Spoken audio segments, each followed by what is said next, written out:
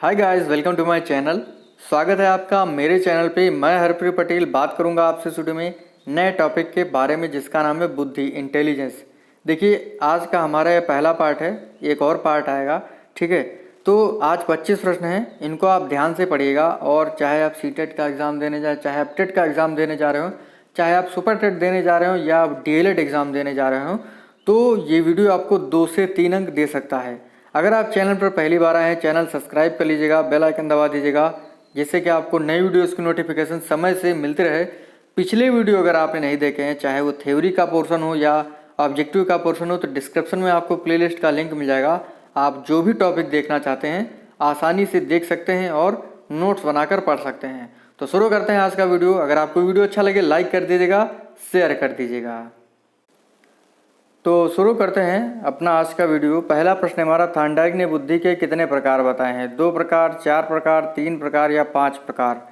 तो थांडाइक ने जो है बुद्धि के 3 प्रकार बताए हैं। पहला बताया था आपका सामाजिक बुद्धि, दूसरा बताया मूर्त बुद्धि, ठीक है, तीसरा बताया अमूर्त बुद्धि। सामाजिक बुद्धि क्या होती है? देखिए, ऐसे लोग जो समाज के बारे में सोचते हैं उनकी बुद्धि जो है सामाजिक बुद्धि होती है, जैसे राजनेता। मूर्त बुद्धि क्या होती है? जो वस्तुओं से जुड़ा हुआ सोचता है, जैसे जो हमारा कारीगर होता है, मिस्त्री होता है, जो मकान बनाता है, वो ईंटों के बारे में सोचता है। जो आपका इंजीनियर है, जैसे कोई टावर बनाने वाला इंजीनियर है, ठीक है, कोई पुल बनाने वाला इंजीनियर है, तो वो जो है वस्तुओं से जुड़ा हुआ सोचता है, तो उसकी बुद्धि कैसी होती है? मूर्त बुद्धि होती है, ठीक है। अमूर्त बुद्धि, अमूर्त मतलब होता है संवेगों से जुड़ा हुआ, यानी जो संवेगों के बारे में सोचता है, भावनाओं के बारे में सोचता है और उनको लिखता है, उनकी बुद्धि होती है अमूर्त बुद्धि। जैसे आपका लेखक, गायक, ठीक है, लेखक, गायक, डॉक्टर। तो ये तो हमारा पहला प्रश्न होता है। तो अगला प्रश्न हमारा, इंजीनियर और कार मिस्त्री के पास किस प्रकार की बुद्धि होती है? अमूर्त बुद्धि, मूर्त बुद्धि, सामाजिक बुद्धि या इनमें से कोई नहीं? तो अभी मैंने आपको बताया है कि जो इंजीनियर होता है वो वस्तुओं से जुड़ा हुआ सोचता है। कार का जो मिस्त्री होता है वो वस्तुओं से जुड़ा हुआ सोचता है, कार के पार्ट्स के बारे में सोचता है, तो उसके पास कैसी बुद्धि होगी? मूर्त बुद्धि होगी, ठीक है। बी ऑप्शन आपका राइट होगा इसमें। अगला प्रश्न है, मानसिक आयु शब्द का सर्वप्रथम प्रयोग किसने किया था? टुकमैन ने, क्रानबेक ने, बिने ने या वालरस्टीन ने? तो मानसिक आयु शब्द का सर्वप्रथम प्रयोग किया था अल्फ्रेड बिने ने, ठीक है। अगला प्रश्न है, प्राथमिक बुद्धि परीक्षण यानी पहला बुद्धि परीक्षण किसने किया था? साइमन ने, टर्मन ने, अल्फ्रेड बिने ने या वुडवर्थ ने? देखिए, अल्फ्रेड बिने ने 1905 में जो है फ्रांस में सबसे पहला बुद्धि परीक्षण किया था और इनके सहयोगी थे साइमन, ठीक है। तो आपका जो है सी ऑप्शन सही होगा। अगला प्रश्न है, बुद्धि लब्धि का सूत्र कौन सा है? कौन सा बुद्धि लब्धि का सूत्र होता है? देखिए, IQ बराबर होता है क्या? मेंटल एज अपान क्रोनोलॉजिकल एज, MA अपान CA इंटू 100। मेंटल एज होती है आपकी मानसिक आयु और CA होती है आपकी वास्तविक आयु इंटू 100। तो कौन सा ऑप्शन आपका सही है? ऑप्शन आपका C, IQ बराबर मानसिक आयु अपान वास्तविक आयु इंटू 100, ठीक है। C ऑप्शन आपका राइट होगा।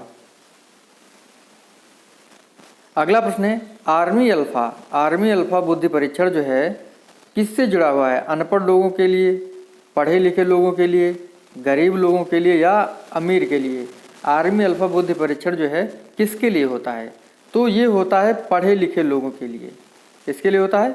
पढ़े लिखे लोगों के लिए होता है। सामूहिक शाब्दिक बुद्धि परीक्षण है ये, सामूहिक शाब्दिक बुद्धि परीक्षण है आपका आर्मी अल्फा। और आर्मी अल्फा एक होता है आर्मी बीटा, ठीक है, वो आपका होता है सामूहिक अशाब्दिक बुद्धि परीक्षण।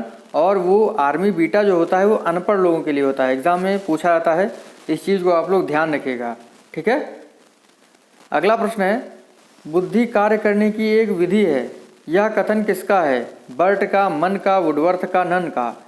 तो ये कथन है आपका वुडवर्थ का। वुड माने क्या होता है? लकड़ी होता है। बर्थ माने यानी बैठने की जो सीट होती है, तो उस पर कार्य करने की एक विधि होती है। इस तरीके से जो है आप इसको रिलेट करके याद कर लीजिएगा। लकड़ी पर कार्य करने की एक विधि होती है, लकड़ी की बेंच पर कार्य करने की एक विधि होती है। इस तरीके से आप इसको याद करिएगा। अगली परिभाषा है अनुभव के आधार पर लाभ उठाने की योग्यता बुद्धि है। यह कथन किसका है? बर्ट का, बकिंघम का, टर्मन का या डियर बर्ड का? तो ये कथन है आपका डियर बर्ड का। सीखने की योग्यता बुद्धि है, यह कथन किसका है? बकिंघम का, वुडवर्थ का, बिने का या मन का? सीखने की योग्यता बुद्धि है, ये प्रश्न है जो है, ये जो परिभाषा है ये बकिंघम की है। बकिंघम में बाघ जैसा निकल के आ रहा है, तो बाघ के पास जो है सीखने की योग्यता होती है। ठीक है, इस तरीके से आप इसको याद करिएगा। अगला प्रश्न, यह कथन किसका है? उचित प्रकार से समझने, विचार करने व तर्क करने की योग्यता बुद्धि है, यह कथन किसका है? वेसल का, वुडवर्थ का, बर्ट का या साइमन का? तो ये कथन है बर्ट का। ठीक है। अगला बहुत ही महत्वपूर्ण प्रश्न है, कौन सा कथन सही है? बुद्धि जन्मजात शक्ति है, समायोजन की योग्यता बुद्धि नहीं है, लिंग भेद का बुद्धि पर प्रभाव नहीं पड़ता है, बुद्धि पर वंशानुक्रम और वातावरण का प्रभाव पड़ता है। तो कौन सा कथन जो है सही नहीं है? ठीक है, देखिए समायोजन की योग्यता बुद्धि नहीं है, ये कथन जो है आपका सही नहीं है, क्योंकि समायोजन की योग्यता बुद्धि होता है।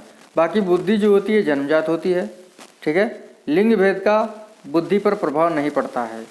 बुद्धि जो है वंशानुक्रम और वातावरण, बुद्धि पर जो है वंशानुक्रम एवं वातावरण का प्रभाव पड़ता है। ठीक है, तो आपका प्रश्न के अनुसार जो है बी ऑप्शन सही होगा।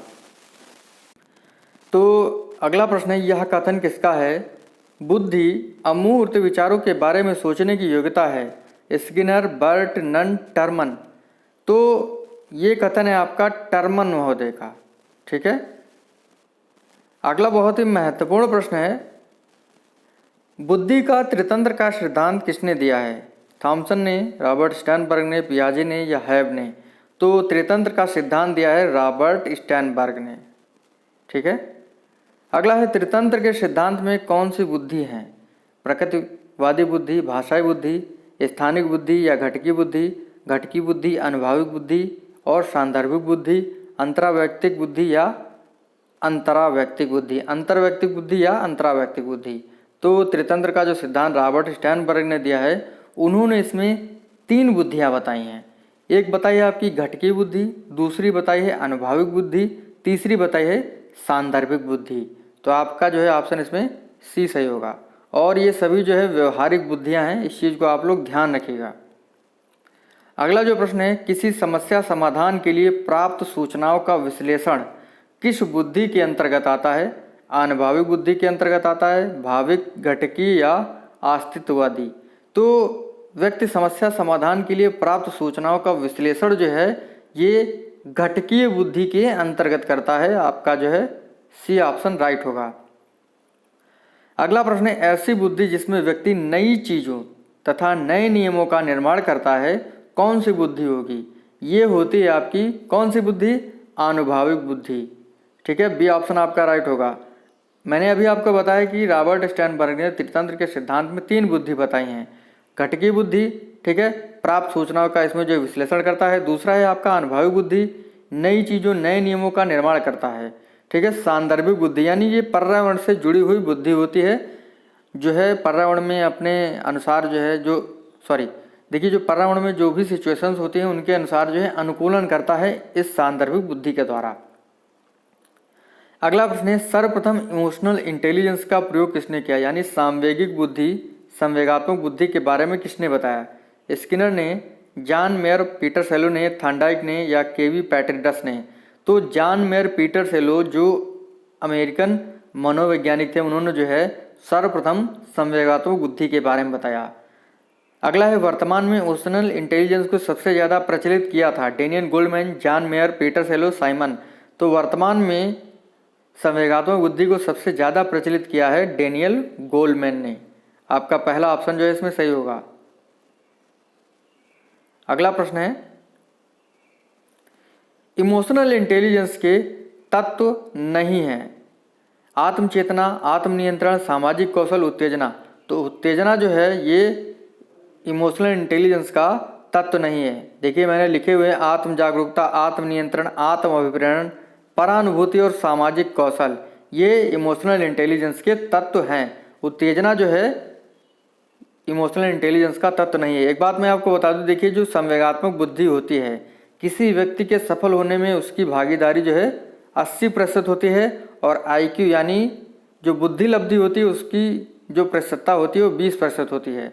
यानी इमोशनल इंटेलिजेंस जो है संवेगात्मक बुद्धि है, किसी व्यक्ति के सफल होने में 80% योगदान देती है। अगला है संवेगात्मक बुद्धि का ट्रेट मॉडल किसने दिया? गोलमैन, पीटर सेलो, स्किनर, केवी पैट्रिडस। तो ट्रेट मॉडल दिया था पीटर सेलो ने। ठीक है, देखिए संवेगात्मक बुद्धि के अंतर्गत तीन मॉडल आते हैं, एबिलिटी मॉडल, ट्रेट मॉडल और मिक्स्ड मॉडल। एबिलिटी मॉडल जो है जॉन मेयर और पीटर सेलो ने दिया था। देखिए इसके अंतर्गत जो है अंतर्वैयक्तिक बुद्धि जो है इंटरपर्सनल बुद्धि के बारे में बात की जाती है। और इंटरपर्सनल बुद्धि ऐसी बुद्धि होती है जिसमें व्यक्ति जो होता है वो दूसरों की भावनाओं को जानता है और उनको समझता है। दूसरा मॉडल था ट्रेट मॉडल, इसको दिया था केवी पैट्रिडस ने। और इसमें जो होता है व्यक्ति जो होता है अंतरावैयक्तिक बुद्धि वाला होता है, यानी ये स्वयं की भावनाओं और जो है उसकी जो इच्छाएं होती हैं उनके बारे में जानता और समझता है।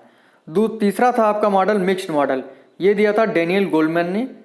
देखिए एबिलिटी मॉडल और ट्रेट मॉडल का जो है मिला जुला रूप होता है मिक्स्ड मॉडल, यानी स्वयं व दूसरों की भावनाओं को जानना और समझना जो है मिक्स्ड मॉडल के अंतर्गत आता है। ठीक है, इस चीज़ को ध्यान रखिएगा। एग्जाम में एक चीज़ काफ़ी पूछी जाती है कि अंतर्वैयक्तिक इंटरपर्सनल के अंतर्गत जो है व्यक्ति किन चीज़ों को समझता है? तो दूसरों की भावनाओं को समझता है। अंतरावैयक्तिक यानी इंट्रोपर्सनल के अंतर्गत क्या करता है?